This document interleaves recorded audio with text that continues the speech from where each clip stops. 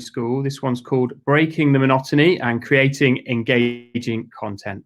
We're pleased to be with you again this afternoon. My name's Andrew Pridmore. I'm head teacher at Elizabeth Woodville, and we'll be together with the EdTech team this afternoon taking you through the ways that we've been able to be creative around the content we've provided for home and remote learning.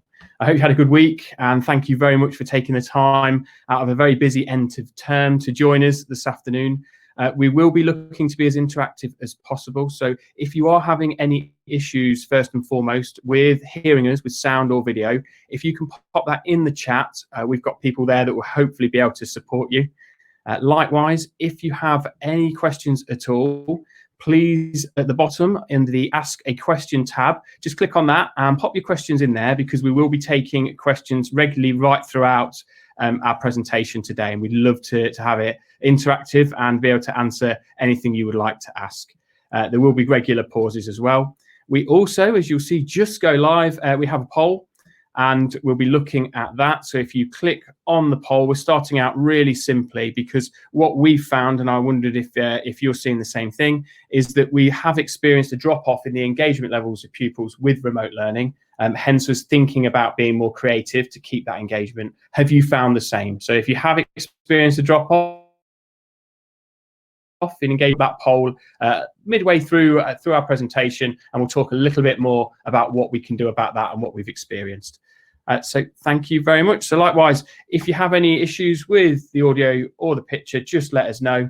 And without further ado, I think we will make that start. So I'm going to hand over to two people. First, we're going to be talking to, I think, James and then Sarah Crowhurst, and we're going to be talking about getting creative with content through quizzing. So I'll hand over. James and Sarah, over to you. Hi, thank you. So we're going to have a look at getting creative with your content by adding some quizzes in. So there are a variety of quiz apps, and hopefully in just a second I'll show you some on the screen. There we go. So there's Kahoot, and then Google Forms and Microsoft Forms and quizzes. We do have a YouTube channel where we go through Kahoot and setting it up with all the settings. So please do go and check that out if you'd like to know just how to get started. But I'm just going to talk through some ideas for using all these quiz apps in your remote learning. So first of all, just for fun, just to break the monotony, you could do a general knowledge quiz. We all love a bit of a quiz. It's something that you could use for your pupils just to get them engaged.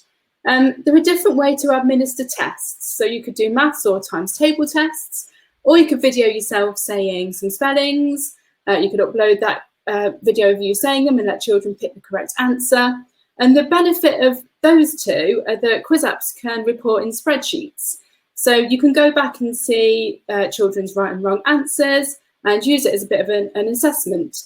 You could quickly check some misconceptions like true, false before you were planning a topic, or you could quiz right at the end of your home learning topic to check for some understanding. You could also do a comprehension quiz after setting a piece of reading for your children. And now I'm going to pass over to James, who's going to talk you through Edupuzzle. Hey, so Edupuzzle is a free tool that allows you to add multiple choice or open-ended questions to videos. So it's another kind of quizzing app. It allows you to pull videos from YouTube, or you can upload your own videos that you've created, and then you add them to your class. And the really cool thing about Edupuzzle is it can be linked to Google Classroom, and you can post videos straight to Google Classroom. But don't worry if you don't use Google Classroom, as it also allows you to get a very short URL that you can post into any LMS, and then they can access that class and the video that you've given them. On the videos, when they watch the video, they're not allowed to skip through them.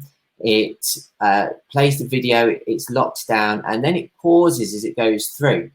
And it looks a little bit like this when it's paused for a pupil. So this is one on the water cycle, and it's paused, and you can see they've got a multiple choice question on the side, and then they have to choose the correct answer. If they're not sure, they can re-watch that part of the video again, and then obviously answer the question. Once they've answered the question, it moves on, and it carries on until they get to the next question, where it pauses again and asks them to answer the question. The really good thing about Edpuzzle again is it has a stats side. So in your classroom, you can see the stats for that particular video. You can see how far children have watched through the video. You can see what grade they've got for the questions to make sure they've got all the questions correct. And you can download these to be able to look at the stats in a spreadsheet as well. So again, a really good way of being able to get statistics on what the children are doing, but it's keeping them engaged in watching the video, and you're ensuring that they're working the way through it. So really good ways that Edpuzzle can be used is for explaining literacy concepts. So it could be have little multiple choice questions in there so that they can answer about how to do a certain concept in literacy, or it could be a maths concept with the same sort of scenario. You can have put in videos about different science topics and quizzing them as they're going through watching the video, make sure they're understanding what's being said. You could create your own maths quiz, so you could ask the question and then pause the quiz, pause the video with the question, and they have the multiple choice options for them to be able to answer that quiz. Again, you could also do that with a spelling style quiz as well, so a little bit like you could do with Kahoot, or you could use it for history or geography style videos as well. So that's Edpuzzle. So we've just looked at some really quick and simple quizzing apps that can be used in different ways and just get the children being engaged in a different way of using home learning. So I'm going to now pass over to Sarah again, who's going to talk to us about getting creative with your content and creating virtual classrooms. Yeah, so another way that we can increase engagement is to make some virtual classrooms. Again, we have got a how-to guide on our YouTube channel, so that will talk you through exactly how to make these. So please do go and check those out. They can be set up in different ways. And one way that you can set them up is to make a Bitmoji type classroom. So the links are clickable, but the children don't really know where the links are. They have to go through and find them. You could set up work weekly on here, and then children have a choice. They can go and find the links. They remind me a little bit of those online escape room apps where you have to go and find things. Probably not as sophisticated, but it's like that. So the children go and find the links and they can find their work from there. So it makes it just a little bit more child-led rather than you putting a slide on and a worksheet, slide a worksheet. There's also other ways that they can be set out. This is another one, sorry, the online safety. So all these links are clickable, and children go and find all different sites to teach them about being safe online, so a bit of a safeguarding aspect there as well. This is another way it can be set out. So this time it's a little bit more formal and the tiles can be clicked. So the start here and end here buttons could be quizzes if you wanted to track progress. So you could do a quiz at the beginning and a quiz at the end of learning, so you can see how children have got on. Or the start button could just be instructions. So in case of this one, this is just all about volcanoes, and the teacher has linked all the different tiles to something to do with volcanoes. Outside of remote learning, I've seen this used really effectively for homework. So the homework is set at the start of the topic, and then the children pick a tile a week to upload to their LMS. And again, it gives them a little bit of choice. They can choose how to respond to your tasks. And it just gives them something just different to do. Now I'm going to hand over to Danny. Oh no, I'm going to hand over back to Andrew just for a second before we move on. Thank you, Sarah. We're now going to look and take you through a bit of a journey that we've had, because we're using Seesaw as a learning management system. This would apply to any learning management system that you're using in your schools. And I'm sure you found from looking at the poll, a lot of people have said that there has been an engagement drop-off. That is to be expected. But we've been thinking about ways that we can work to promote screen-free time, because I think all of us have found that increased time in front of a screen can be quite draining. And so you're going to see and hear from Danielle, and Danny's going to talk to us about the kinds of activities that have just a bit of a twist, just to get people out in the outdoors, promoting well-being, but also creativity and critical thinking. So I'm going to hand over to Danielle, and she's going to tell you a little bit about what we've been up to. Thank you. Thank you, Andrew. Hi, I'm Danielle, and I'm the Year 2 teacher at Elizabeth Woodville. So I'm going to talk to you a little bit about how we have promoted screen-free time during our online learning journey. We felt that promoting screen-free time was something quite important at our school during this homeschooling period, because we felt the children use their devices a lot for socialising and playing games.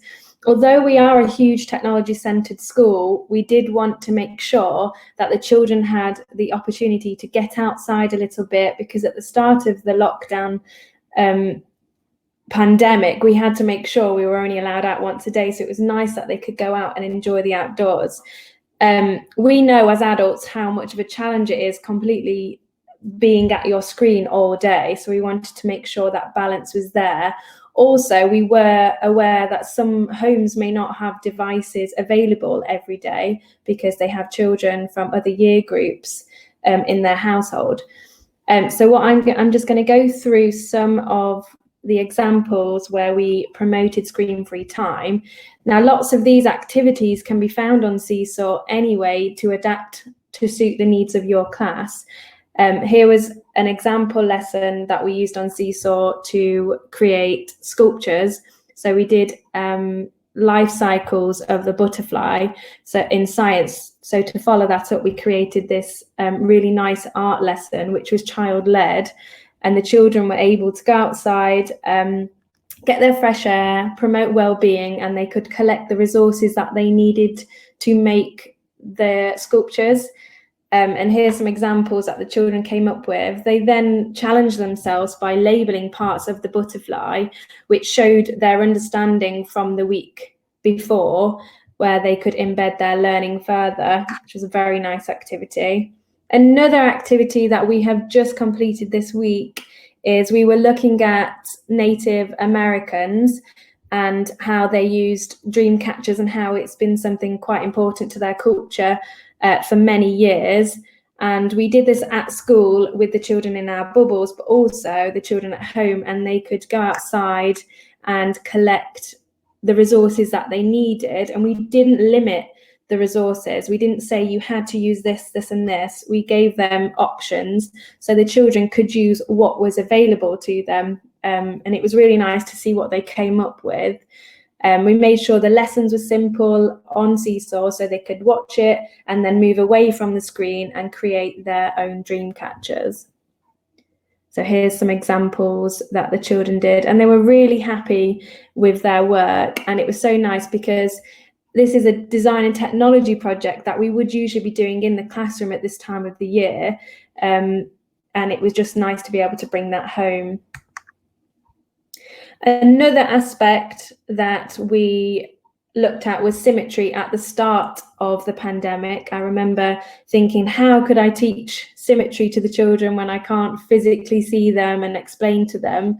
But I looked at how we could use paint at the beginning. So the children had a butterfly template, and we looked at how we could mirror the image. So they used paint at the beginning, and then as they gradually grasped the concept, we then started to create some mandala artwork, and the children created these beautiful designs at the end of the sequence. And it was so nice. I had so many positive comments from the parents saying we really needed to get outside. The children loved this activity. It was really engaging.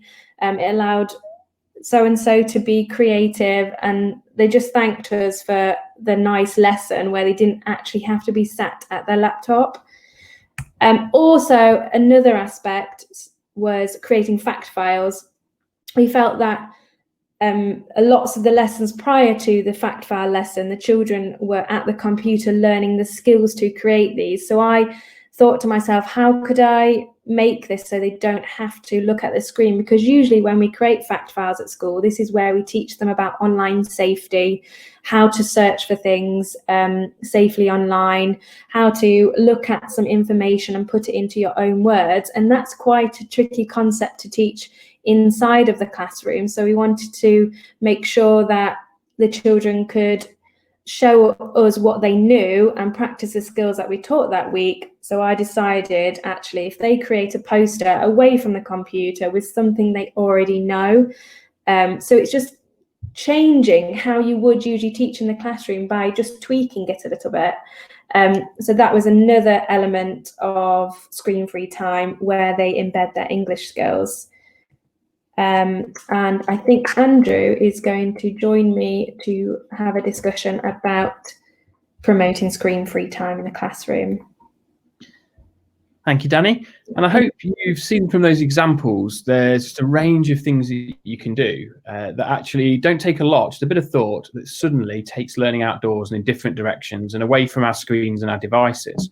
And I think what we're going to try and do now, and please ask questions if you'd like to, and we'll be able to take questions from you in this moment. So if you do want to ask us a question, just click the ask a question box at the bottom, or even just type in the chat, and one of the team will put it in there, and we'll be able to answer it. But we've got a few questions that we've been posing that we felt were important to talk about, just to talk about our process really and why we think it was so important. So we'll look at the first one. So one of the things, Danny, that I think it's worth talking about is how to come up with the ideas for creative learning. What's the process that you go through? Well, in general, we're quite a creative school, and we work collaboratively. So we share lots of ideas with the people in our school. So talking to fellow teachers helps. You know, you give somebody an idea and they'll run with it and they'll share other things that you could add to it. So you're never really working on your own. So I feel that helps with being creative. Another aspect is Twitter. If you have a teacher Twitter account, they share lots. There's so many lovely people to follow on there that share lots of ideas that they've been doing. So you can always adapt something somebody else has done to suit your class and the needs of your children. Also, there's a vast range of lesson ideas on Seesaw already for you to actually take and edit and add your own bits to it. And then we've also created now a bank of creative lesson ideas that we can share with other schools.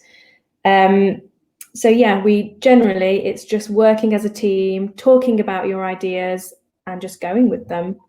And we really like teaching outdoors as well. Lots of maths concepts can be taught outside. We use sticks and stones for tens and ones. And I think whenever you can, going outside is quite nice to do your learning. So just thinking about how you can adapt the lessons online to develop that further. It's been really good to see, hasn't it? And I think particularly when parents have been posting, whichever learning management system you use, that spurs you on as well, doesn't it? Because you can see the children enjoying them, the parents going out into the outdoors to collect these items, but also remembering the specific scientific knowledge as well. It's not just about this sort of the fun creative experience, which is essential. You're underpinning it with prior knowledge. Yeah, definitely. So the art sculpture lesson where they created the butterflies, they all labelled their butterflies that they made and showed their understanding from prior lessons. And in the same way with the dream catchers with design and technology, it's going through that design process and taking the children through that. Yeah, definitely. And I think what we've found that's helped us is actually the technology is there to bridge the gap to the classroom. So you might be working remotely, but you can still do things in pretty much the same way, just using the clever technology we've got in place. Yeah. So we've got another question. So we'll have a look at that. And I think, we get asked a bit why this approach? Because one of the things we started small, like all schools really, didn't we? And we looked at activity banks and sites, but quickly we realized we wanted to just take it a step further. What do you think were the main reasons that we considered this approach? I think problem solving with the children. So the children were able to solve problems, think outside of the box.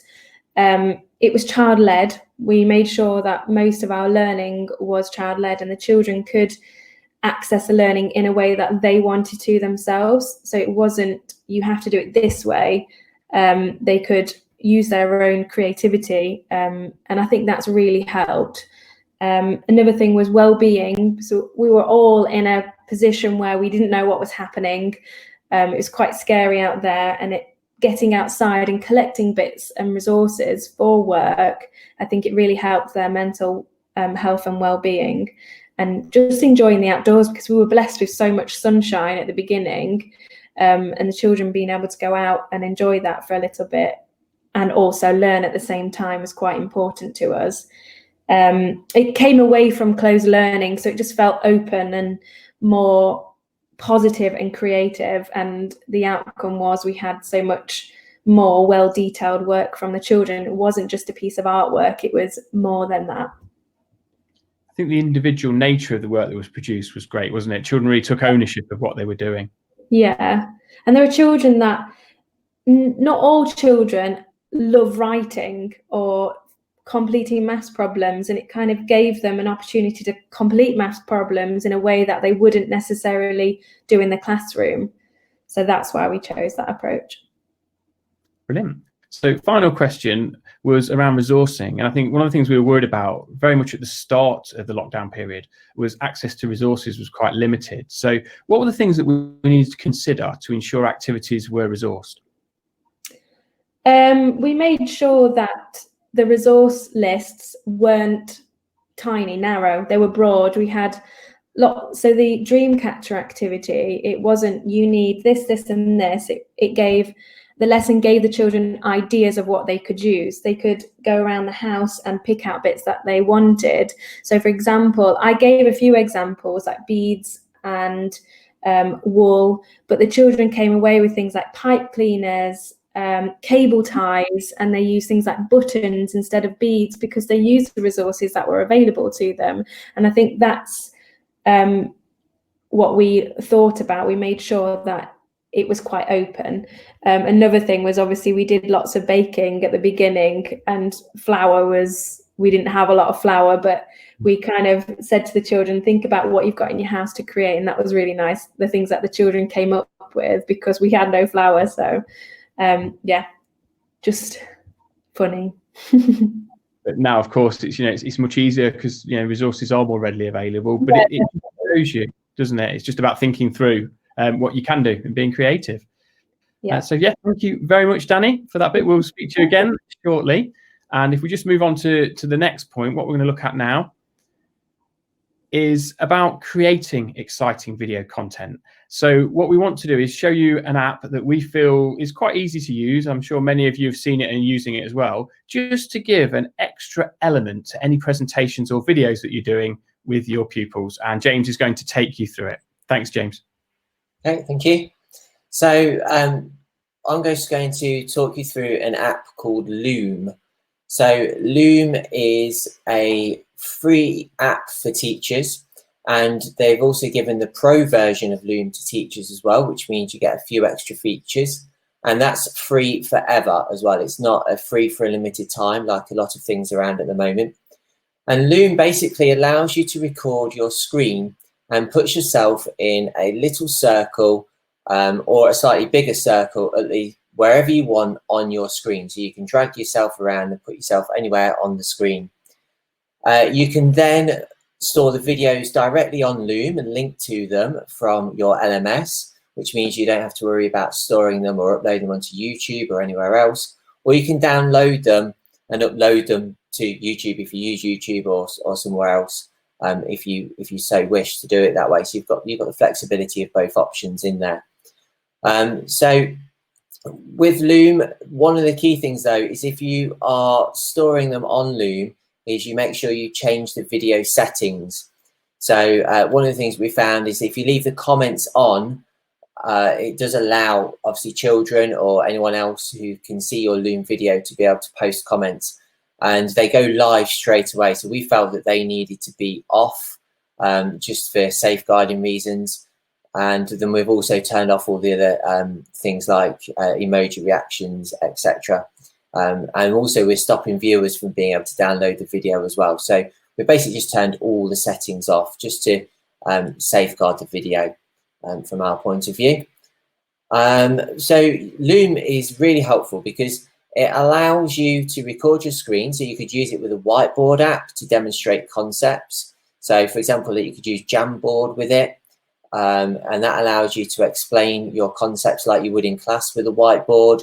It's almost like a replacement for having your touch screen in the classroom.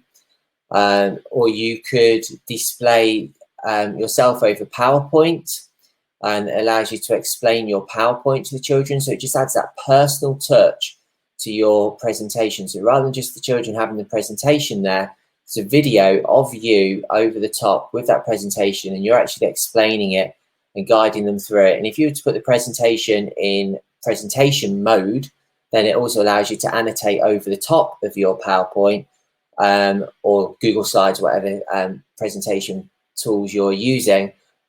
Just be able to act as if you're in front of that class, even though you're not.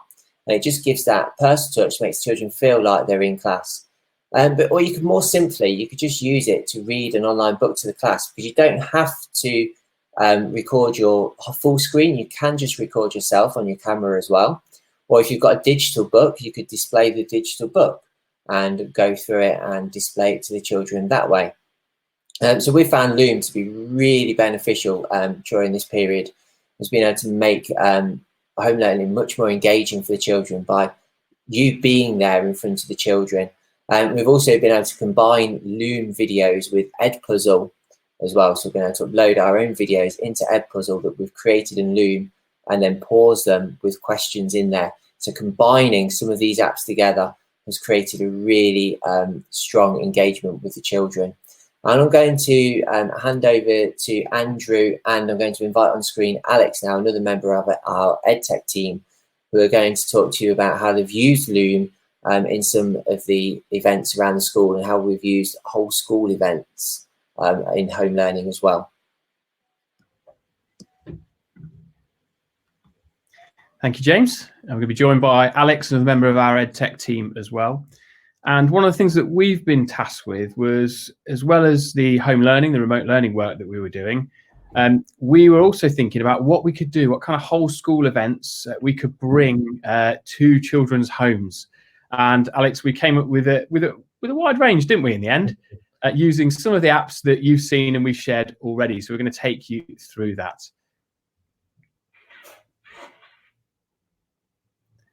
So one of the first issues we had was we wanted, like all of you, I'm sure, to be able to greet our new parents, and we aren't able to have a large gathering. So we had to think of a creative way. And this is Loom, isn't it, Alex, that we were using here? Yeah, so like James was saying, Loom is a video recording tool that helps you get the message across that you need. Loom lets you record your camera using your camera, your microphone, and your desktop all at the same time, which is really good. And your video is instantly available to share and edit if you need to, and it's ready to send out. So it's worked really well for us. And as we go on, we go through the presentation, you'll see how we've evolved using Loom, and how it's got better as we've gone forward with it. I think one of the things that's great with technology is you can start out really simply, can't you? I mean, here it's very easy, intuitive for any staff members to use. And it's just literally overlaying your face over a PowerPoint really simply, and you navigate through it. And it was a really easy to make video. It didn't take very long. And then you can do editing with it as well. You can put it into any editing software, for example, iMovie, and you can actually just edit it down as well. So it'll just create an MP4 file for you, or a .mov file that you can use. So that was the first thing, and a chance really so that all of our new parents and new children coming into Foundation can meet the teacher. So following that, we moved on, and we were thinking about how we could do home visits. So we took on the idea of virtual home visits in the same way. And again, this was a combination of using things like Google Meet, but also we've got the PowerPoint, we've got Loom if we want to share certain key things. For example, everything that your child needs, preparing for all weathers there, you'll see. That's living in Britain at the moment. You never know, it's going to rain or you get the sunshine. But that worked again, Alex, didn't it? Really effectively. And every child got that one-to-one time with their new class teacher. Yeah. And again, what was nice was Lucy, the class teacher there, had never used Loom before. She'd never used any of the systems we had in place. And she was able to pick them up really easily. She got on really well with them. And she had no issues. And she came away with, I think, a new understanding and a new technique that she's going to use going forward, which was really nice. I think all of these things are going to be in use beyond home learning, this blended learning approach, even when we've hopefully, fingers crossed, going for pupils back in the classrooms, we will still be able to use these skills in creative ways. So that's the virtual home visits. And then we started thinking about what else we could these ideas to. And one of the things we wanted to do was assemblies. And before doing a live stream assembly, why not do one that we called almost live? And so one of the things we started with was just a simple PowerPoint with myself and other members of staff just talking over it, so we can actually engage with our pupils in so we went that little bit further.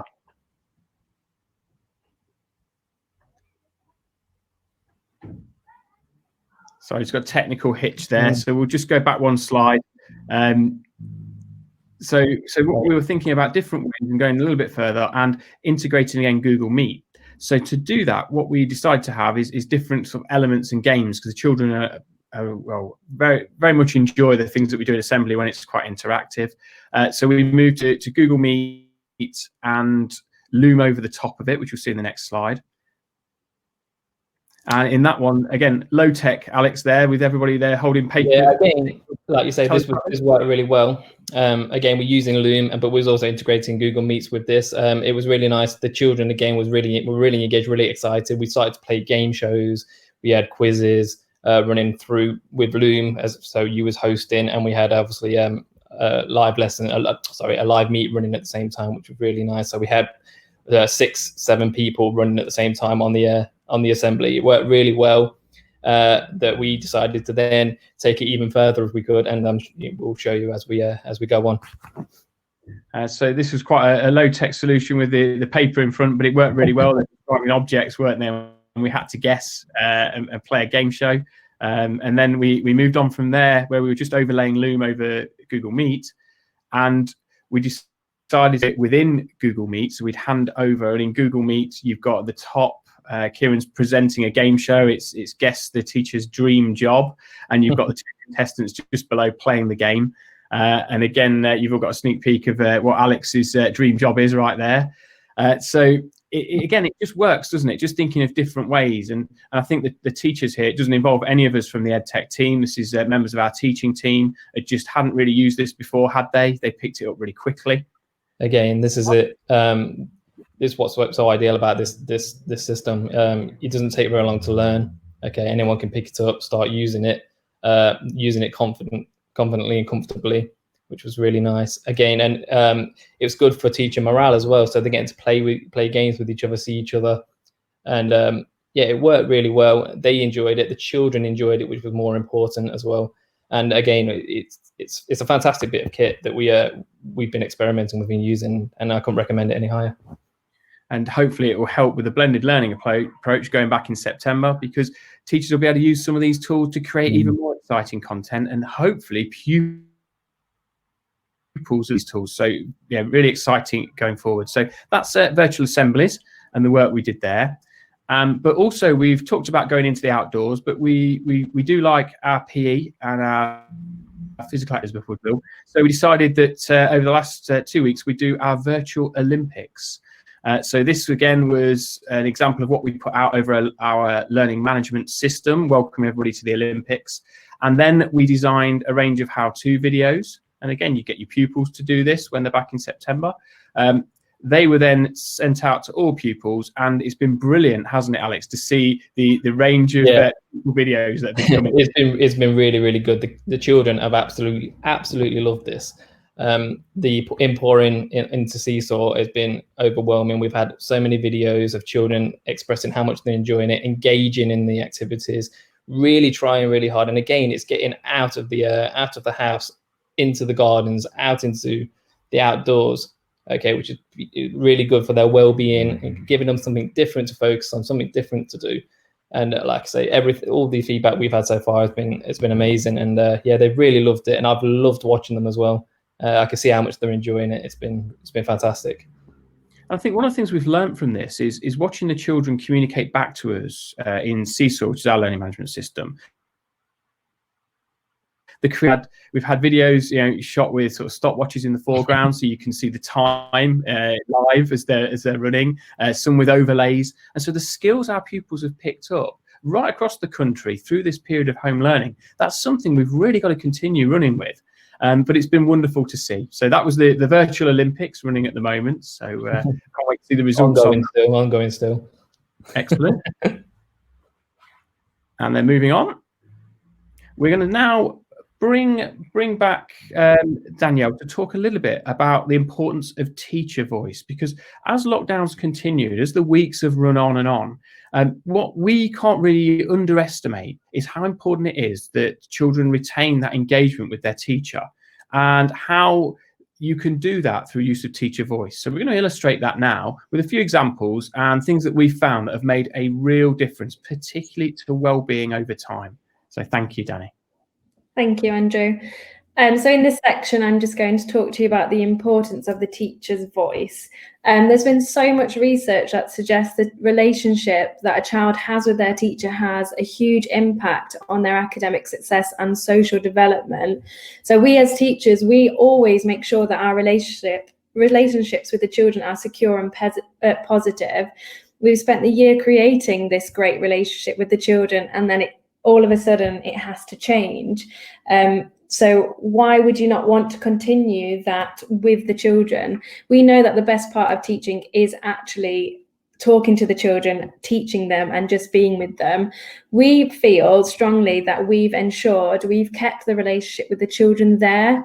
And we believe that this has had a huge impact on the engagement the children has shown with their online learning. So I'm just going to go through some of the things that we feel have helped us in achieving this with both our parents and children.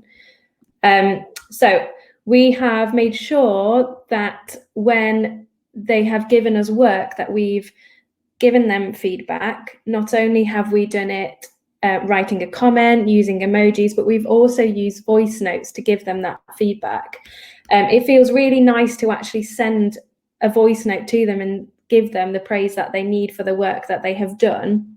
There's been so many schools that are posting work to the children and they don't have the staff to actually comment. So I've had lots of teachers say to me, oh, we're posting work, but we have been told not to mark it, and we're just not getting enough work back. And I feel it's because the feedback's not there. If you're doing something you're really proud of and nobody's saying anything about it, you kind of lose that interest and the engagement. So the voice notes and the general comments and feedback, I feel, and we feel strongly as a team, that it has had a huge impact on how much they've engaged with their learning. Also, it's just really nice, you see stuff that the children have done and you are generally quite proud of them. So giving them that is really nice. Another thing that we have continued to do since the start of the homeschool learning journey is weekly videos. So we as teachers have recorded ourselves. It was at home originally when we were in the first initial lockdown period. We said hello to the children to settle them because they were anxious, they were worried, they didn't know what was going on. So we said hello to them. We made videos and told them what to expect in the upcoming week. We did lots of fun things like baking with the teacher. So we did Bake with Miss J, and I recorded myself baking some banana bread that didn't turn out that well. And I recorded things like George the Tortoise, and I gave the children tasks to go with that. So I recorded George the Tortoise and I said to the children, could you design a home so George can go outside and enjoy the sunshine? Or I did, could you create an information booklet all about what George eats? So the children had to research things about our pet tortoise. It was really nice to do that because I felt close to the children and they obviously felt close to me. And I know that all members of staff have continued to do that during whilst we've been back at school, because not all children are back at school. So those that are away from school still feel that connection and engagement with the class teacher. We're a school that are hugely passionate about reading and our love of reading. So we've continued the engagement with books, and we've read to our children every week. We've read chapter books, picture books. Our English learning is all based around books, and we do that inside the classroom, and we've continued that. We've had so much positive praise from parents and the children saying, oh, thank you so much for sharing this. And lots of parents have said how they've saved the videos of the teacher to read at bedtime for the bedtime story. And that was really nice, because it was the year 1 children that have said that. And I think that's so lovely, because they're so small, and seeing their teacher read them their bedtime story has been really rewarding, especially for their mental health and well-being. We've also had lots of positive praise from the children that have said, oh, I liked this part of the story. So you're still getting that engagement, and it's really good for them to develop their reading, to listen. Their listening skills are developing even further.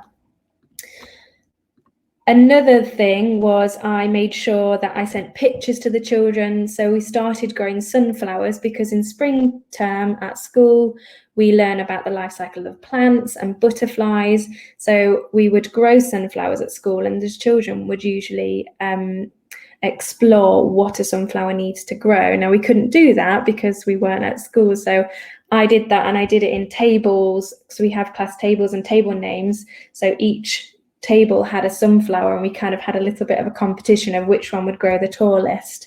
And I think that was really nice, because I had questions every day. Oh, is Sylveon taller today, or is Espeon? So I think that was another way of ensuring the engagement with the children continues. Using the voice feature on Seesaw presentation has been amazing. So you feel like you're still actually teaching the lesson, and I believe that it helps the parents as well, because if you're writing lots of things on a PowerPoint and you're teaching Key Stage 1, for example, you may have children that actually can't access that learning without a parent there. And not all parents are at home not working. Lots of parents, especially in our school, are actually working from home. So they're doing their work whilst trying to homeschool their children. So we felt that recording over Seesaw was a really good way to ensure that you had that balance. The parents didn't have to be there constantly with the child to help them learn and access their learning. Another thing was general chats with the children. So in the morning at school, the children come in and we talk about things that they enjoy whilst you're doing the register. Oh, what did you do last night? And the children love sharing things about their lives, and that really does help your relationship with the children. So what we've continued with that. So I've had lots of conversations about Animal Crossing, Pokemon. Just I think it was Monday, I had a child mum recording him. He was catching a shiny Pokemon that he'd done a raid down the road from school. And it was just really nice that he wanted to share that with me, because that's a conversation that we would have had at school. So, you know, he's come on to Seesaw and sent that video to me. So it just shows that the engagement is so important for the children. Another thing that we really enjoy is parental engagement. Now, it's kind of gone because you don't see the parents at all. You're sending work to the children. So we've continued the engagement by writing notes to the parents, asking them how they're doing, thanking them and praising them for how much work they've been putting into it, because the children would not be succeeding on our teaching alone whilst at home. It needs the parents' encouragement. And I think it's important to ensure that parents know that actually we really appreciate all that they're doing. And finally, positive praise, telling the children that they're doing really well. So we introduced the Head Teachers Award that we would do in a celebration assembly, and we've had so much positive feedback about that, because it kind of gives the children that little bit of extra boost because it's from the head teacher, and I think that has really helped with the engagement. So there's so many different things that you could do with the children to ensure that your teacher voice is still heard whilst you're not in the classroom. Thank you very much for listening.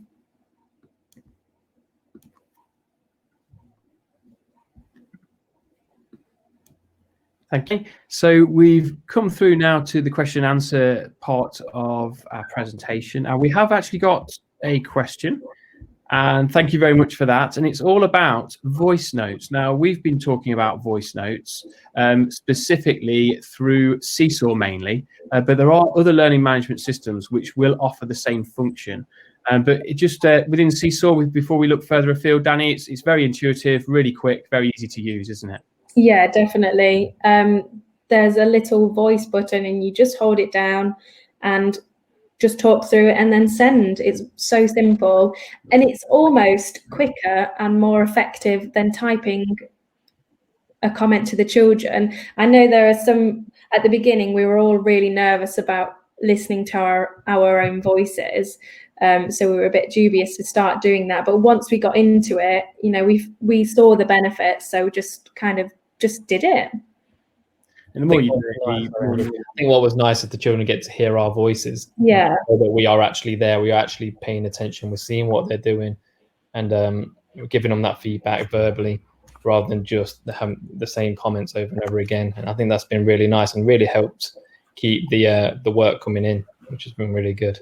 And if you're giving them feedback to say, oh, could you just check this question? It sounds so much more positive if you're saying it rather than typing it. If you're saying, oh, you've got this question wrong, children can take it in a way that they want to, same as adults can. It's so much nicer if you're saying, oh, wow, well done. I really like what you've done here. Just have a look at question number 9 and check what you've written here. And the children can hear you, and it just sounds more positive. And you're able to point them in the right directions as well, which is nice.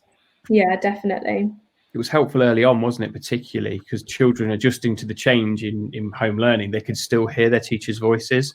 And so it still felt, you know, at least that you were there with them in some way. Yeah, definitely. I think that's important. And for a blended learning approach coming back, if you think about, you know, you only got finite resources, you can't be in all places at once in a classroom as a teacher. So voice recording is a brilliant way forward because you now can. Yeah. James, Sarah, just bringing you in on this one, voice notes. Obviously, there's a range of different functions with a range of different learning management systems, but that's fairly consistent across all of them. Yeah, definitely. There's different ways to get voice notes into different platforms. So it all on different platforms, like for example Google Classroom and Microsoft Teams. There are different ways to put voice comments onto them. So some of them you can do that within the app that you're running with or that you're using to get the children's work back. Or sometimes it's down to actually having to record your voice in another app and then upload it as an audio file, which obviously isn't quite as quick and simple as just pressing a record button as you can in Seesaw, unfortunately.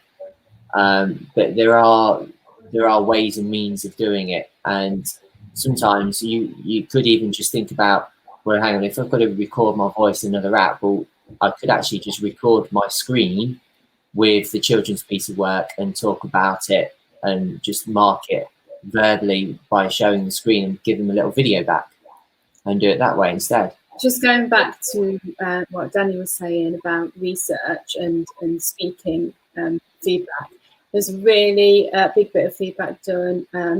I need to find the thing for it. But apparently speaking your feedback is something ridiculous, like 2 seconds of spoken feedback is equivalent to writing half a page. So it's quite powerful to use verbal feedback. In fact, in the classroom, just as much as on your remote learning. Yeah. And I think children have been quite confident in doing it back, haven't they? And that's been quite nice. It's almost been like we've been able to have a conversation back and forth with them, which has been really nice overseas. So we've had many children singing and performing as well, haven't we? Yeah, really good. Always brightens the day. Quite a few. It does. Good way to wake up in the morning. So another question we've had as well. Thank you for all of your questions today. Please keep them coming in.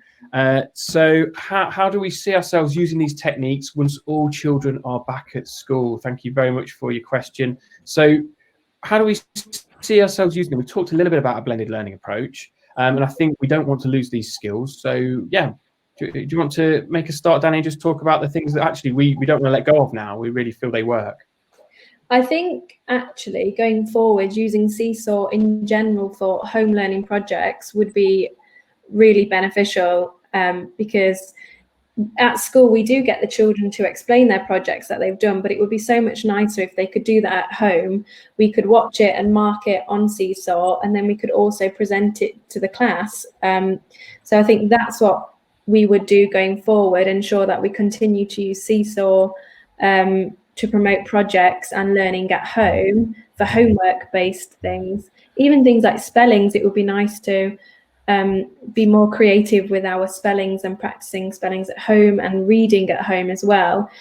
We could continue reading our chapter books or even a different chapter book at home and then at school, which would be nice because some parents, struggle to find the time to read with the children. So maybe we could continue reading with the children ourselves. And going back to like the quizzing apps, there's so much you could do with that. And thinking about teacher workload too, if you can get things that are self-marking and that put it straight into an Excel or Google Sheets for you, it's going to save teachers a lot of time there. So those are things that you could really pull into your daily classroom practice. And just to add to that as well, another way in the classroom, using these platforms in the classroom is a great way of recording those subjects that are really hard to record, and then being able to feedback on them and give the marking for them. So for example, like PE, just doing a little video and putting that onto your learning management system, it's that evidence, and the evidence is there for it.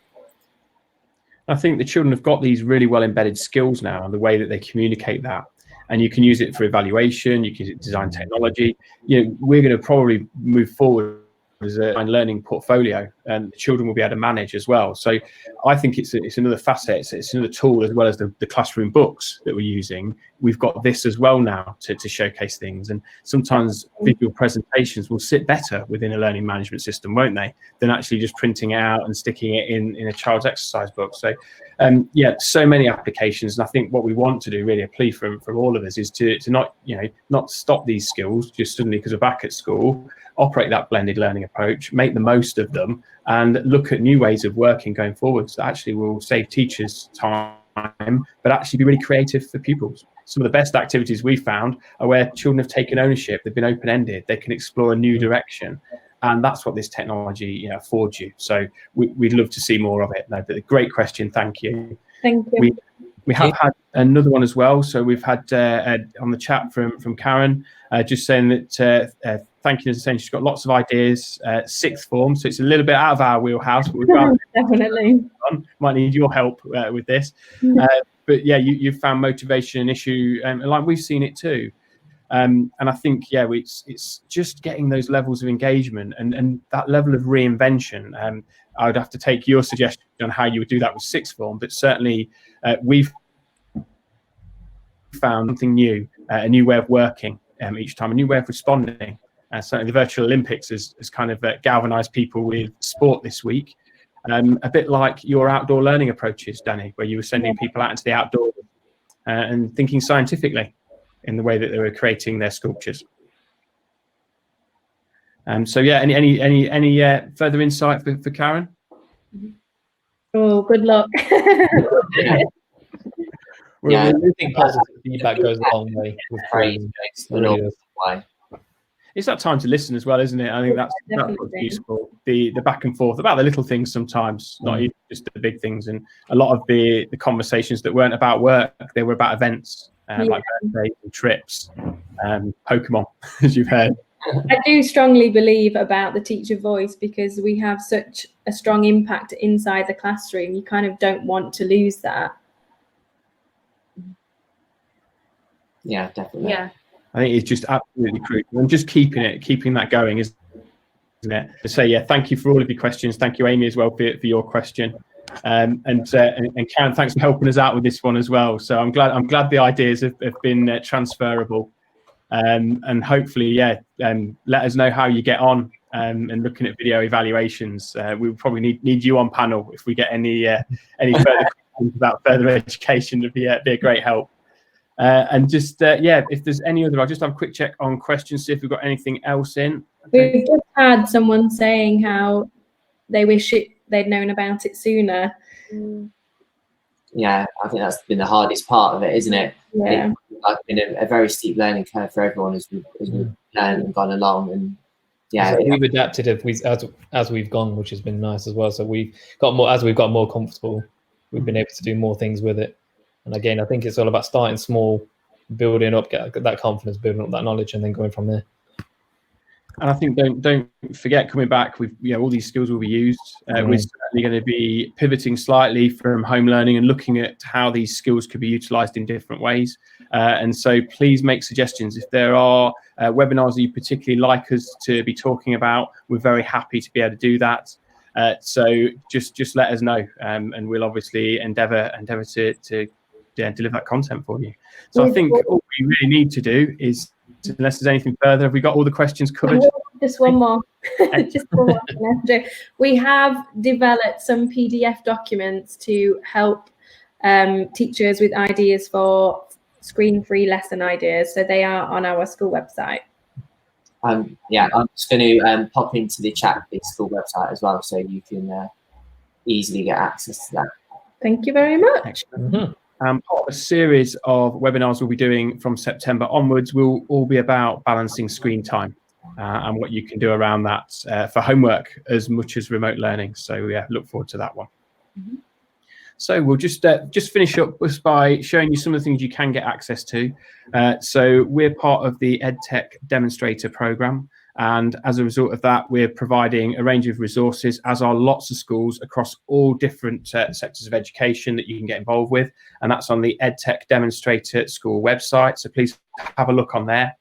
On our website, which we'll link to in the chat as well, you'll get to see how-to videos, a range of videos that we've put together.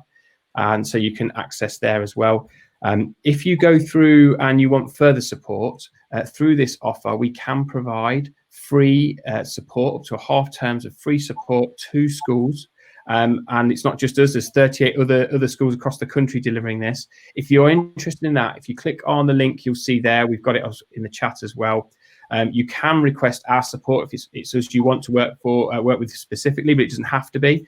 And just sign up on the form, talk a little bit about the support you might like, and it can be very, very, very open-ended and personalised. So you can decide whether it's to work with teaching teams, it's developing systems, whatever it is you're looking to do with technology, we'd be really pleased to get involved and be able to help you. So please take that opportunity that's there from the DfE. It is free at the minute and it won't cost you a penny, and we'd love to work with you. And all that remains really is just to say thank you very much for taking us. See if there's any other resources that could be of use. Communicate with us for future webinar ideas so we can deliver the content that you're looking for. And have a great weekend. Have a good week next week. We'll have one more webinar coming up next week that we're going to share with you, and that's on the Tuesday. So just look out for that. We'll be tweeting it out at ES so you won't miss out on it. And we hope to see you there. So thank you very much for taking the time. I know it's busy at the moment, so your time is precious. Thank you very much for joining us, and we hope to see you next week. Thanks very much, everyone.